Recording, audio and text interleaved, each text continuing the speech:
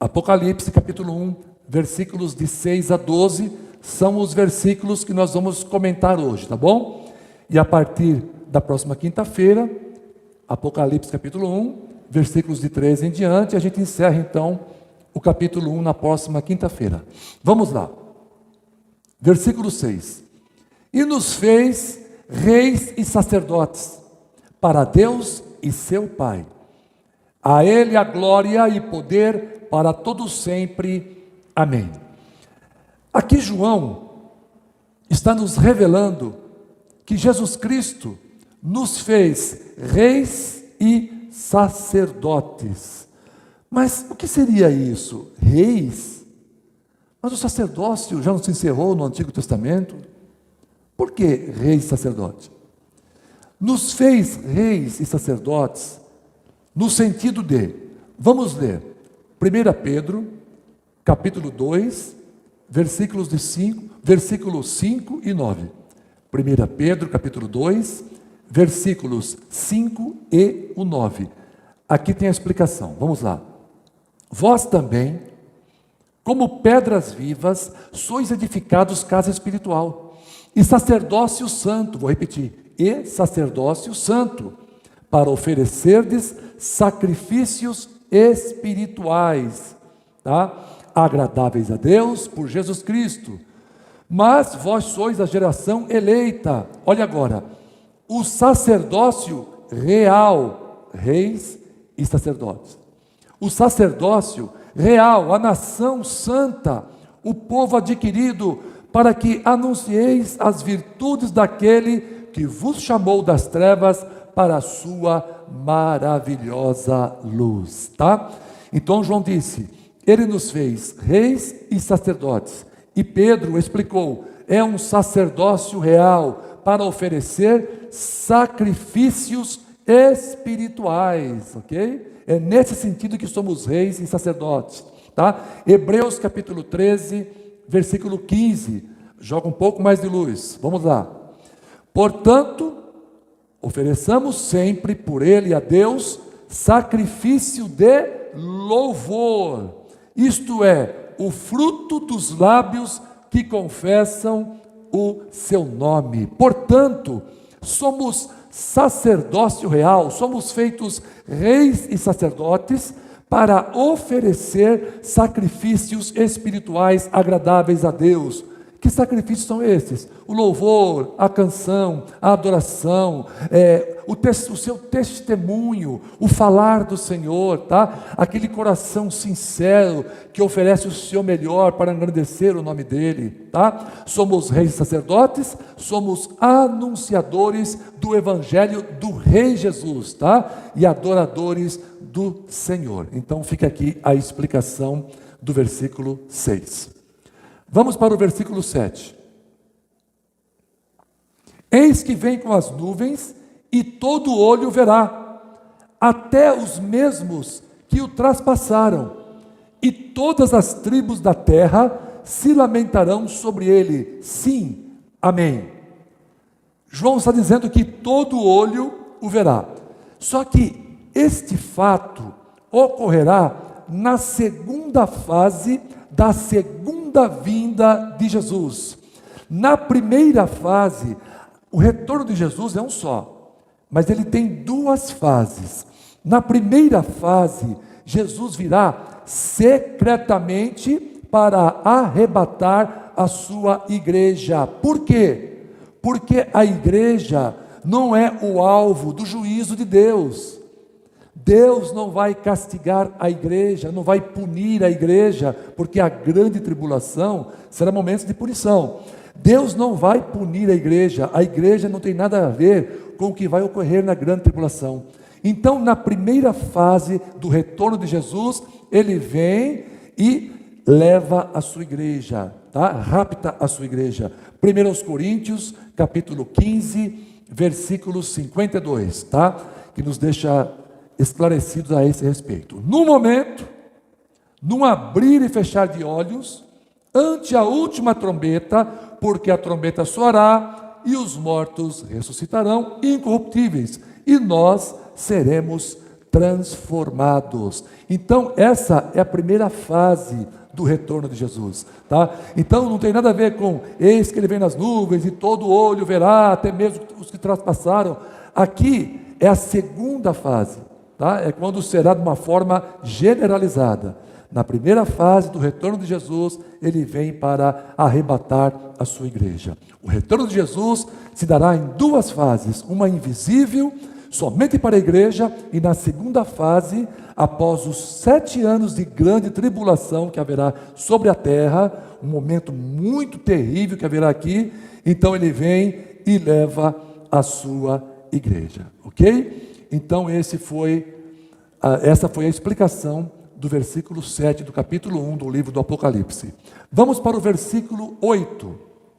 Eu sou o Alfa e o Ômega, o princípio e o fim, diz o Senhor, que é, o que era, o que há de vir, o Todo-Poderoso. A letra alfa, aqui é Jesus falando, tá? Já não é mais João, é Jesus. Ó. Eu sou o alfa e o ômega. A gente percebe claramente que não é João, trata do Senhor Jesus. A letra alfa é a primeira letra do alfabeto grego, e a letra ômega é a última. Em português, o equivalente seria eu sou o A e o Z, tá? Então, o alfa e o ômega significam o início e o fim. Antes do alfa e depois do ômega não existe nada. Então, antes de Jesus, depois de Jesus, nada ocorrerá. Jesus Cristo é, portanto, ele é Deus. Jesus disse que é o alfa e o ômega, porque ele é o Deus eterno, o início e o fim de todas as coisas. Isso também representa o seu poder infinito. Jamais se esqueçam que somente Deus pode afirmar isso a respeito de si mesmo, tá? Portanto, Jesus é Deus, ele é o alfa e o ômega, o princípio e o fim, o primeiro e o derradeiro, o que há de vir, o Todo-Poderoso, tá? O que era, o que é e o que há de vir. Vamos lá. Isso também se encontra afirmado no capítulo 22, no versículo 13. Veja bem, eu sou o alfa e o ômega, o princípio e o fim, o primeiro e o derradeiro. Então Jesus está fazendo questão de frisar que ele é Deus, que ele é o princípio e o fim de tudo e de todos, tá bom? Então o Apocalipse é um livro de revelações, tá? É um livro de revelações para que os servos do Senhor saibam das coisas que hão de acontecer. Então, essas revelações que nos são passadas é para mim e é para você. Vamos lá. Versículo de número 9. E eu, João, que também sou vosso irmão e companheiro na aflição e no reino e paciência de Jesus Cristo, estava na ilha chamada Patmos por causa da palavra de Deus e pelo testemunho de Jesus Cristo. Vamos lá, vamos dividir esse versículo para melhor entendermos. João declara-se irmão e companheiro em 3 aspectos. Primeiro, na aflição. E onde está isso? Onde se justifica isso? O crente passar por aflição. João 16, 33. No mundo tereis aflições, tá? No mundo tereis aflição. Então está aqui muito esclarecido porque que João era companheiro, tá? Em 3 aspectos. No primeiro, a aflição. Segundo, no reino. E onde se justifica isso? Lucas 17, 20 e 21, eu vou trazer só um resuminho, tá? Porque eis que o reino de Deus está entre vós, tá? Para a igreja, Jesus falava aqui com fariseus, para a igreja é muito mais abrangente do que isso. O reino de Deus está entre nós, o reino de Deus está em nós. Glória a Jesus. Então, somos companheiros uns dos outros. Primeiro, na aflição, e segundo, porque o reino de Deus está em nós. Terceiro aspecto, João declara-se irmão e companheiro, também por este terceiro aspecto, na paciência. A paciência de Jesus nos leva a perseverar, mesmo nos piores momentos de nossas vidas. E é este tipo de testemunho que o mundo necessita notar em cada um de nós, que somos servos do Senhor. Então nós somos irmãos e companheiros na aflição, como igreja sofremos, no reino, porque o reino de Deus está em nós, o Espírito Santo habita em nós, e na paciência, porque ela é necessária para chegarmos até o fim da nossa jornada na terra, tá bom? E João disse ainda, estava na ilha de Patmos, por causa da palavra de Deus, e pelo testemunho de Jesus Cristo. Patmos é uma ilha rochosa e estéril, situada no mar Egeu, tá? Lá na Ásia Menor. Hoje ela pertence à Grécia. Para este local, o governo de Roma mandava os presos para sofrerem por seus crimes. Você consegue imaginar qual foi o crime de João? Era o seu testemunho a respeito de Jesus, né? Então, conta-nos a tradição que o imperador romano, após uma tentativa frustrada de tentar matar João dentro de um caldeirão de óleo quente, o teria enviado a esta ilha. É isso mesmo que eu falei. Segundo a tradição, João foi jogado dentro de um caldeirão cheio de óleo fervendo para ser morto, e ele saiu dali ileso. Então, por isso, ele teria sido lançado na ilha de Patmos, né? Tido como alguém, quem sabe, imortal, e aquilo estava assombrando, joga ele na ilha de Patmos.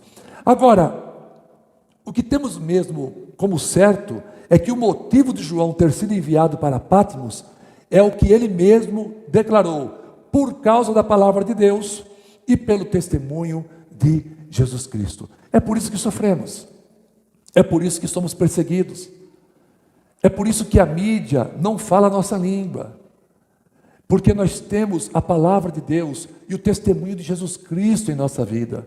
Nós pensamos diferente, as nossas decisões são diferentes, a nossa Constituição é esta aqui, a Bíblia. Temos a Constituição do Brasil, que nós respeitamos, ok, mas essa está acima de tudo e de todos. É isso aqui, a palavra de Deus. Portanto, o crente será sim perseguido por causa da sua fé. E foi o que aconteceu com João sendo lançado na ilha de Patmos. Vamos seguir. Versículo 10. Eu fui arrebatado no Espírito no dia do Senhor, e ouvi detrás de mim uma grande voz como de trombeta. Então João está aqui declarando que ele foi arrebatado em espírito, e isso, ser arrebatado em espírito, significa acessar o mundo sobrenatural, acessar o mundo espiritual. Encontramos isso em 2 Coríntios capítulo 12, versículos 2 e 3. Conheço um homem em Cristo, que há 14 anos, se no corpo não sei, se fora do corpo não sei, Deus sabe, foi arrebatado até o terceiro céu, e sei que o tal homem, se no corpo, se fora do corpo, não sei, Deus o sabe. Então, o arrebatamento de espírito é quando o espírito se desliga de uma certa forma, né, para poder a gente entender, se desliga do nosso corpo e acessa o mundo espiritual, para receber uma revelação especial de Deus. Foi o que aconteceu com João. Vamos seguir. Dia do Senhor. Ele disse que foi no dia do Senhor. Seria o domingo? Nós, como igreja, sabemos que o dia do Senhor é o domingo, tá? Não é o sábado, não. O dia do Senhor é o domingo, é o dia da ressurreição. É o dia que os cristãos se reuniam para adorar a Deus. Nós não sabemos com absoluta certeza, né, se se tratava do domingo ou não, mas nesse contexto não parece se tratar do domingo, e sim do grande dia e terrível dia do Senhor, que será o período da grande tribulação, no final do qual o Senhor virá com grande poder e glória, como eu já expliquei, né? Será a segunda fase do retorno de Cristo. Então Jesus vem, arrebata a igreja sobe, a terra continua com um período de mais 7 anos, de muita luta, de muita dor, morte, perseguição, angústia, desespero, tá? Depois desses 7 anos, verá o grande e terrível dia do Senhor. É o retorno de Jesus Cristo à terra. O Senhor voltará, tá? Esse período é compreendido como o grande e terrível dia do Senhor, e depois vem a volta, o retorno de Jesus para esta terra, tá bom? Será um dia de grande honra, grande glória, grande poder, todo olho o verá. Mas então, por que João vê este dia no presente? Se este dia ainda não chegou, como é que João estava contemplando algo que não aconteceu? Irmãos, Deus tem poder para revelar o futuro. Isaías capítulo 45, versículo 11, nos traz a explicação. Assim diz o Senhor, o Santo de Israel, aquele que o formou. Olha agora. Perguntai-me as coisas futuras, demandai-me acerca de meus filhos e acerca da obra das minhas mãos, tá? Perguntai-me das coisas futuras. Então Deus, o poderoso Deus, tem sim condição de nos arrebatar no espírito e nos levar para vivenciar algo que ainda não aconteceu. Isso é tremendo. E sabe por que isso acontece? Porque Deus vive no eterno presente. Deus não tem passado, Deus não tem futuro. Deus vive o eterno presente. Tudo para Ele está bem patente aos seus olhos, tá? Então foi isso que aconteceu com João. Aí João continua. João ouve uma grande voz como de trombeta. Observe a palavra como. Vou repetir. Uma grande voz como de trombeta. Observe a palavra como. A palavra como no Apocalipse aparece mais ou menos 70 vezes, tá? E ela tem o significado de se tentar descrever o indescritível. O que não se pode descrever, se usa a palavra como comparado a alguma coisa, tá? Portanto, um som sobrenatural que João ouviu naquele momento. Firme, soberano, que se impõe a tudo, a voz do Cordeiro, a voz de Deus, tá? Vamos lá.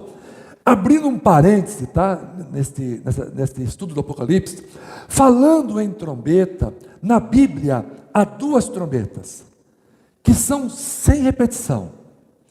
A primeira foi ouvida no Monte Sinai, quando Deus reuniu o seu povo terreno.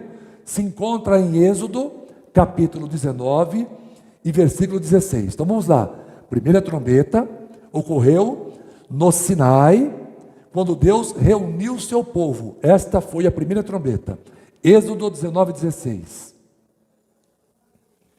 Ao amanhecer do 3º dia, houve trovões e relâmpagos. Uma espessa nuvem cobriu o monte e ouviu-se um forte som de trombeta, de maneira que todo o povo que estava no arraial tremeu de medo. Tá bom? Foi o primeiro som de trombeta.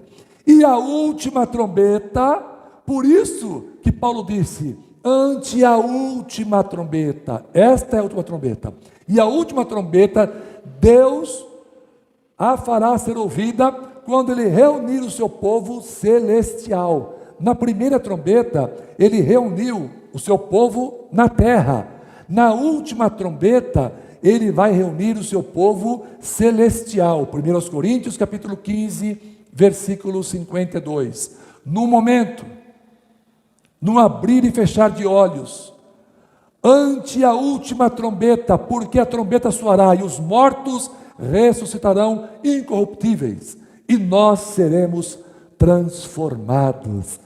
E isto é um grande consolo para nós, pois será o fim de todos os nossos problemas, quer de ordem financeira, familiar, saúde, laboral, não importa. O dia que soar a última trombeta, nós como igreja ouviremos e seremos então arrebatados. Se estiver morto, vai ressuscitar. Se estiver vivo, será transformado. Amém? Louvado seja Deus. Vamos então para o penúltimo versículo de hoje, que é o versículo de número 11. Se você está achando que eu estou correndo um pouquinho, não se preocupe, vai ficar tudo gravado aí, tá? Você vai encontrar na playlist Apocalipse da minha página do YouTube. Vamos lá, versículo 11. Essa voz, a voz que soou como trombeta, que dizia: eu sou o Alfa e o Ômega, o primeiro e o derradeiro, e o que vês, escreve-o num livro, e envia-o às 7 igrejas que estão na Ásia, a Éfeso, a Esmirna, a Pérgamo, a Tiatira, e a Sardes, e a Filadélfia, e a Laodiceia. Jesus ordena que João escreva às 7 igrejas. Jesus usou igreja no plural, igrejas, porque se referia à igreja como instituição, que se subdivide geograficamente. Temos hoje os chamados desigrejados, que são contra a igreja como instituição. Para eles, só existe uma igreja, a espiritual. Então, a gente não tem que ter uma denominação, que ter um pastor, que ter obreiros, diácono, algumas até são contra o batismo, a ceia do Senhor, tá? Pessoas que vai corrigi-las quando erram, elas não aceitam nada disso. Não querem saber de igreja, porque para eles igreja é só a mística, só a espiritual. Mas Jesus falou igrejas, igreja no plural. Então Jesus reconhecia a dinâmica da igreja, né? Ela era geograficamente dividida. E cada igreja, irmãos, tinha uma particularidade. Cada uma recebeu uma mensagem diferente de Jesus. Então a mensagem não veio para uma igreja, como muitos pensam, só existe uma igreja, e eu sou de Cristo e acabou. Não é assim que funciona. Jesus mandou uma carta para cada igreja, e para cada igreja uma particularidade, para cada igreja uma mensagem, tá bom? A igreja espiritual é aquela que Jesus virá buscar dentre as igrejas, tá bom? Efésios capítulo 4, versículos de 4 a 6. Efésios 4, de 4 a 6. Olha o que diz: há somente um corpo e um só espírito, como também é uma só a esperança para a qual vocês foram chamados. Há um só Senhor, uma só fé, um só batismo e um só Deus e Pai de todos, o qual é sobre todos, age por meio de todos e está em todos. Tem a igreja de Cristo e as igrejas de Cristo, a igreja espiritual e a igreja institucional. A igreja espiritual é aquela que vai sair das igrejas institucionais, que estão divididas geograficamente e também por denominações, tá?